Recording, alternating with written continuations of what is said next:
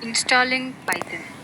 The easiest way for a beginner to get started with Python is by installing Anaconda. Anaconda is a downloadable distribution or a bundle that contains Python with the top libraries and tools pre-installed. And Anaconda is the most widely used Python distribution for data science and comes preloaded with all the most popular libraries and tools.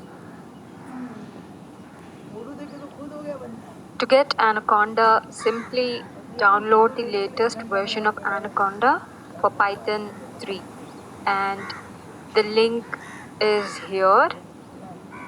If you are new to Python and would like to set up your development environment from scratch, using the Anaconda distribution is a great choice.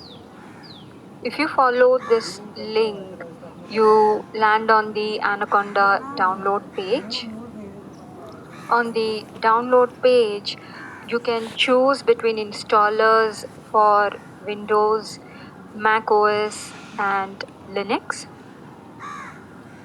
You can install Anaconda by following the instructions on the download page, and Anaconda distribution installs both Python and the Jupyter Notebook. So I suggest you to download the latest version of Python, that is Python 3.6 version. So go ahead and download and execute the installer of your choice.